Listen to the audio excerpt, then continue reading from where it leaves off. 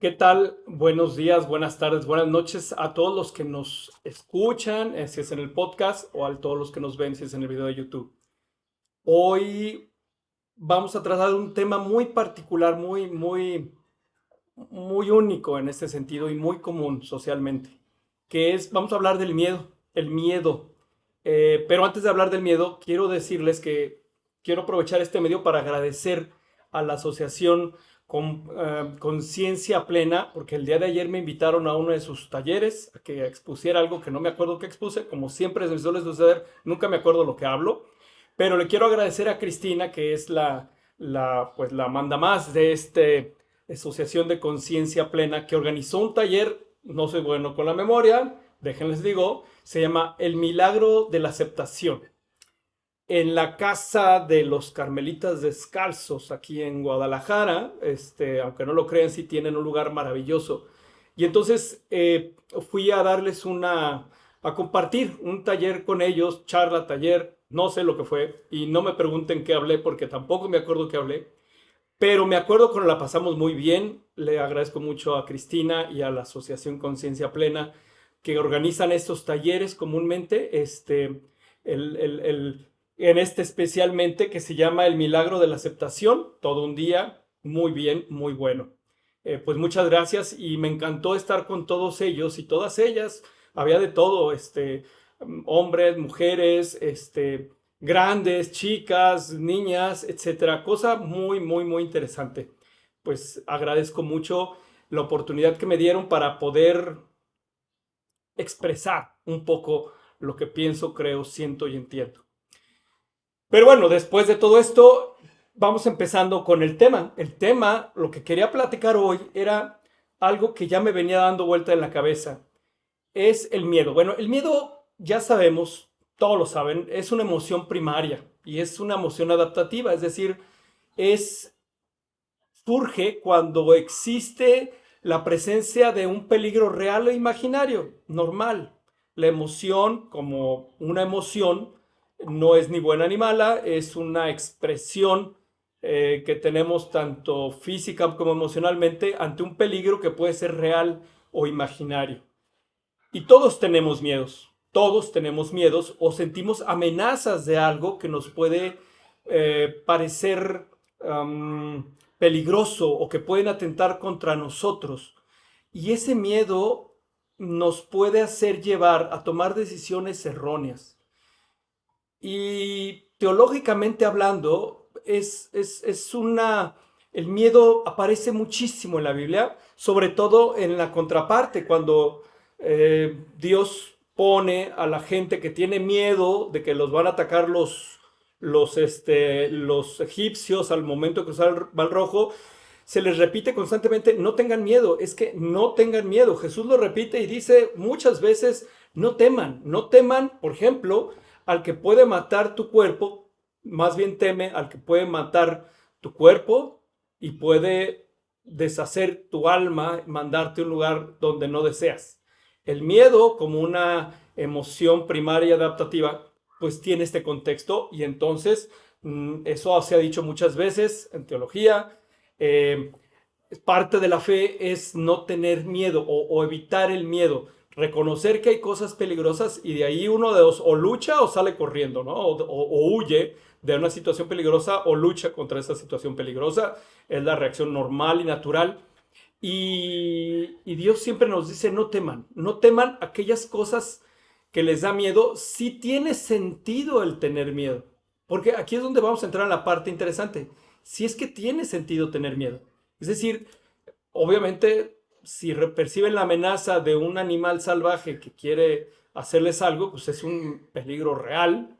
Sales corriendo, te enfrentas, haces algo, pero hay cosas que no representan un peligro y sin embargo para nosotros, para nuestra historia de vida puede ser peligro. Y entonces es aquí donde entra la teología y te dice, no temas, o sea, no temas y confía. Confía en que todo va a estar bien. Pero el no temer, fíjense muy bien, cuando dicen no temer, cuando te dicen no tengas miedo, no está negando el hecho que que tú lo sientas. Es decir, en la Biblia no se niega el hecho que tú puedas sentir esa emoción. Es decir, siempre va a existir el miedo.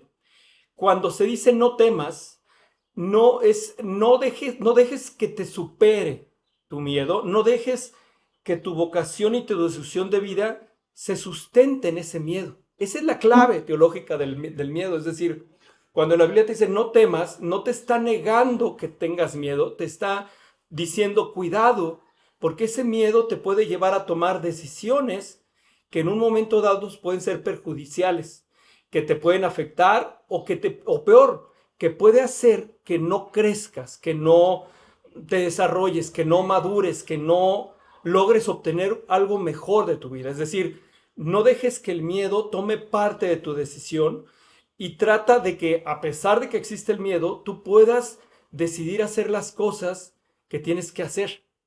Sin embargo, la Biblia no habla generalmente de no temer en el sentido de los peligros que puede haber en la vida. Y es que aquí es más sutil.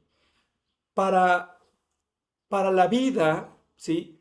Hay muchas cosas que nos dan miedo que ni siquiera nos damos cuenta que nos da miedo.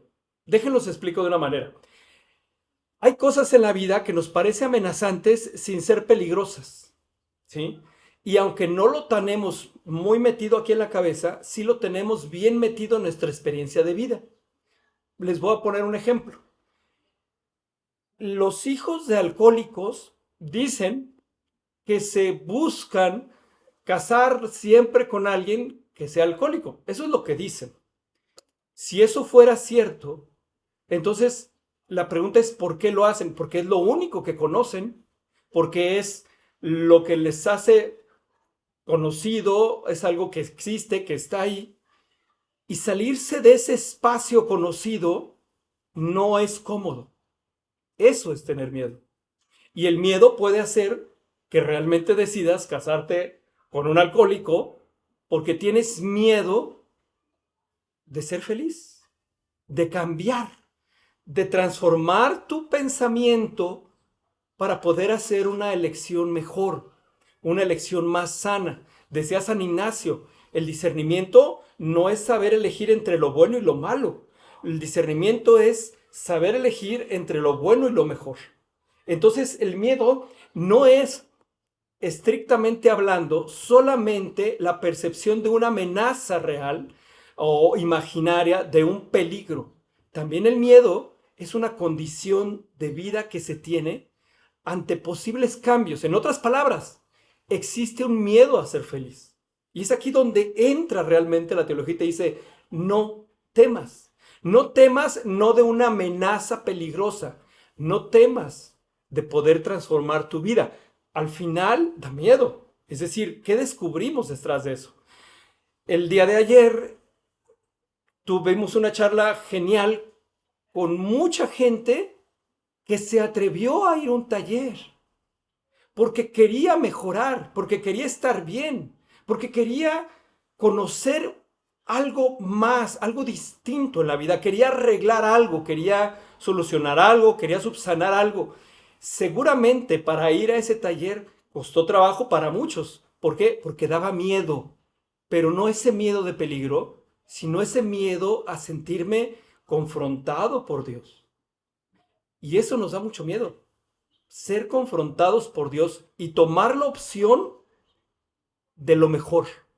Y no solamente quedarme con las miserias que me hace sentir bien, sino con la confrontación que me lleva a un espacio totalmente desconocido de mi vida, pero que puede ser mucho mejor, pero temo que en ese espacio, ¿sí?, va a encontrar algo que aunque es mejor me incomoda. ¿Por qué? Porque me reta y me confronta.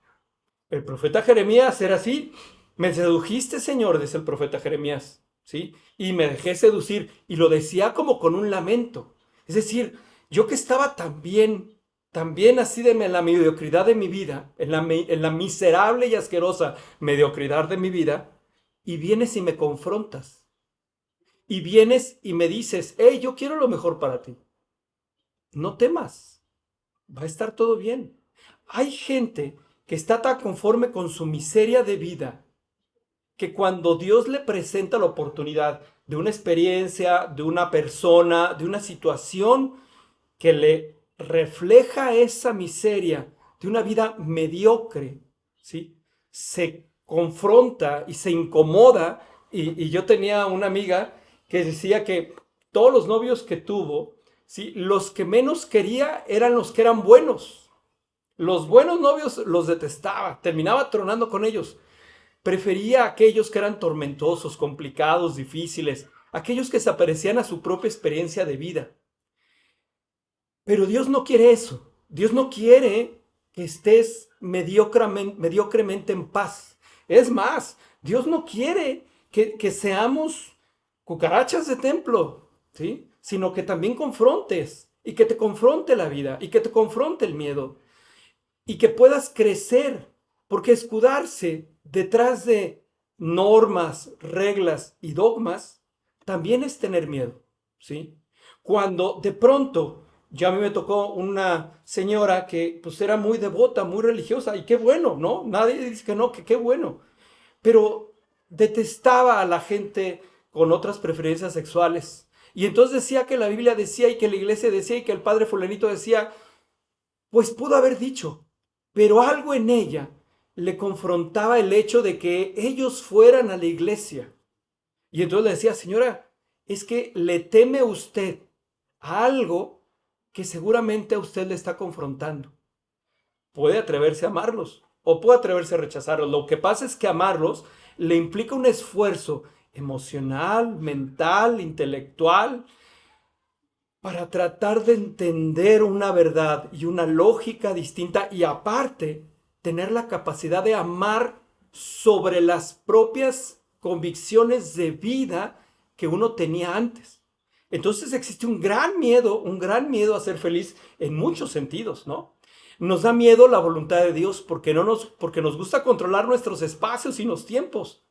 Pero Dios a veces se mete con una palabra, con una señal, con el misterio de la presencia de una persona, y entonces te estremece porque tú sabes que hay algo en ti que tiene que cambiar y no lo cambias porque tenemos miedo. Cuando la Biblia dice, Jesús dice, no teman, no teman a eso que es ese miedo a moverme, ese miedo a confrontar mis propios criterios de vida, ese miedo a no ilustrarme, a no saber, a no conocer. Hay un miedo no solamente a la voluntad de Dios, sino a ilustrarme, a educarme, a leer, a pensar, a sentir distinto. La gente a veces cuando es muy religiosa, difícilmente lee otra cosa que no sea lo poquito que pueda leer en el templo. Cuando hay muchos libros de teología, de liturgia, de saber cosas tan básicas y sencillas o de reentender los evangelios de una manera distinta, ¿sí? El miedo de saber y conocer es parecido al miedo, por ejemplo, de cuando tú sientes que traes una enfermedad, pero no quieres ir a hacerte análisis porque no quieres saber qué tienes, ¿sí? Y entonces eso te mata, definitivamente te mata. El miedo a saber y a conocer y a abrirte a otras posibilidades que no son las que tú crees o las que tú piensas o las que tú entiendes, es un miedo a saber y conocer. Y saber y conocer también es una parte interesante, porque en términos de fe, se dice y se habla de una fe cierta y verdadera. Una fe cierta y verdadera en el sentido de que tienes que aprender a repensar tu fe. ¿Por qué crees? ¿Por qué, por qué confías en Dios? No sé si te lo has preguntado, ¿por qué confías? ¿Buscas sus favores o buscas realmente tener ese acercamiento profundo? Otro de los miedos fundamentales es el miedo a la libertad. Me encierro en ciertos paradigmas, ciertas situaciones, porque no quiero ser libre.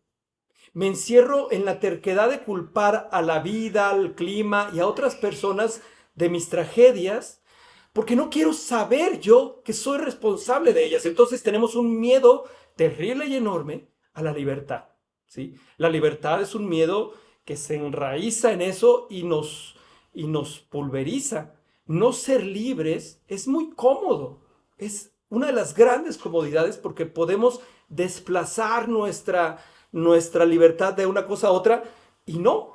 Hasta eso, Dios, entre las cosas que más respeta del ser humano, lo que más sentido tiene para él es el libre albedrío, la libertad de decisión. Dios lo hace, nosotros no lo hacemos, porque nuestro libre albedrío está sujeto a lo que tal vez otras personas hacen, dicen, sienten, piensan o creen. Me encantó porque en la sesión había una señora hermosa que decía que, pues que ella era controladora, ¿no? O sea, tal cual. O sea, hablemos claro y entonces ella pudo abrirse y decir, soy controladora. Y mi mamá era controladora. Y eso es perder el miedo a la libertad, ¿sí? Perder el miedo a la libertad de decir, sí, yo soy controladora. Sí, yo reconozco que mi madre era controladora. Y es que los controladores tienen un miedo enorme a la libertad. Enorme. Por eso quieren controlar, ¿sí? Porque ser libres y ser responsables no gusta, ¿sí? Tomar la responsabilidad y prefiero controlar los escenarios, ¿sí? Para no dejarle a Dios un resquicio de error y que entonces, pues sea Dios o la familia o los hijos, las hijas o el papá o la mamá, etcétera. Fue muy divertido platicar con ella, una mujer muy hermosa, saber que ella era manipuladora y controladora, que era controladora, tal cual. Después pude convivir un poco más con ella y con la gente que iba con ella, y darme cuenta que sí, y era una dinámica muy interesante, muy hermosa, porque aparte de todo, ella reconocía que tenía ese miedo a soltar, ese miedo a dejar que las cosas fueran como Dios quería que fuera. Miedo a libertad. Otro miedo que es muy común es el miedo a Dios, ¿sí? El miedo a Dios, su juicio, a su, a su, a sus criterios, nos da mucho miedo. Pensamos en un Dios justiciero, en un Dios golpeador, en un Dios que pone a prueba. Imagínense qué absurdo. Un Dios que pone a prueba. Las pruebas no las ponemos nosotros. Dios en esas pruebas que nosotros nos ponemos saca tesoros, pero las pruebas no las ponemos nosotros. Y la analogía que yo les pongo es decir, si ellas como mamás o los papás, para poder hacer que sus hijos entendieran algo, los pusiera a prueba, les torciera un poco la vida y los hicieran padecer para ponerlos a prueba, pues no lo hacen los papás, los mamás, porque los va a hacer Dios. Pero sin embargo uno se las pone o la vida nos pone pruebas, porque la vida es lo que existe, lo que es, y es la combinación de las libertades de todos o las pocas libertades de todos. Entonces, siempre se ha dicho que Dios es la solución, no es el problema. Dios siempre ha sido la solución de esto, no el problema. Entonces, el miedo a Dios es absolutamente irracional. Otro miedo que tampoco se refleja como un peligro es el miedo a la realidad. Hay muchísima gente que no quiere ver su realidad, que no quiere ver en qué mundo vive, en qué mundo está, y entonces yo me vado y hablamos también ayer de las piedras que se ponen, me vado pues dejando que la realidad me cambie y entonces tan perjudicial es irme a clases de Reiki o a que me lean las cartas como encerrarme en una iglesia, evadiéndome la realidad y convirtiéndome en un servidor o servidora fiel de la iglesia donde me la paso todo el día y evito ver una familia que está toda disfuncional por allá. Eso es evadirse la realidad. Miedo a la realidad. Una de las cosas que existe primero es evadir con otros mecanismos. Y Dios te dice, no temas, no tengas miedo. O sea, entra a ese espacio, claro que puedes servir a Dios, pero también está la familia, también está tu realidad laboral, social, en tu calle, en tu colonia, en la realidad, ¿sí? Otra expresión del miedo a la realidad, pues es el suicidio que todos hacemos en nuestra vida. Todos. Todos nos suicidamos de una manera o de otra. Todo mundo negamos la posibilidad de algo bueno porque no queremos ver la realidad, porque no quiero contemplarla, porque no quiero estar allí. Y me suicido de muchas formas. Me suicido negándome la posibilidad de interactuar con gente sana. Me suicido tomando decisiones a lo largo de mi vida, desperdiciando mi vida tomando decisiones erróneas, cayendo en vicios, en adicciones que son al final evasiones que te llevan a suicidarte. Cuando estás tomando decisiones erróneas de una cosa, de otra, cuando dicen que me malgasté la vida en quién sabes cuántas cosas, son suicidios porque tenemos miedo a una realidad, sobre todo miedo a la realidad la que Dios puede entrar a esa realidad y ser lo que está ahí. Entonces, la realidad la puedo yo evadir y muchas de las decisiones que tomo son pequeños suicidios, conscientes o inconscientes, porque nos suicidamos inconscientemente. Yo puedo, por ejemplo, me suicido cuando quiero ir al cine porque tengo ganas de una película, pero pienso en toda esa gente que no tiene dinero para no, ni siquiera para comer, y entonces me castigo a mí mismo, no dándome el placer, el gusto que me lo podría dar. Eso es un suicidio y va contra la voluntad de Dios, ¿sí? Eso es un suicidio y va contra la voluntad de Dios. Yo lo hago mucho. Yo hago mucho negarme a mí mismo pensando o permitiendo sentir que no soy merecedor de algo bueno y entonces me suicido, ¿sí? Haciendo cosas o tomando decisiones que van en contra de mi propio bienestar, de hecho, ¿sí? Entonces, puedo ser muy generoso con otras personas, pero no conmigo. Eso es suicidarme, porque no está en el plan de Dios. O puedo negar la realidad. La realidad la puedo negar, es otra manera de la expresión del miedo a la realidad. Puedo negar que existe tal cosa. O puedo evitar decir que en mi familia hay esto o el otro. Pues yo puedo decir tranquilamente, mi padre era un padre ausente, era una fichita, pero en otro tiempo puedo decir que mi familia es perfecta. Y yo la veo perfecto y me niego mi realidad, niego que existan esas cosas. No temas, dice Dios. No temas aquellas cosas, ¿sí? No temas aquello que te puede matar el cuerpo, ¿sí? Teme aquello que te pueda quitar el alma. Y esas cosas te quitan el alma. Esas cosas envenenan tu capacidad de amar.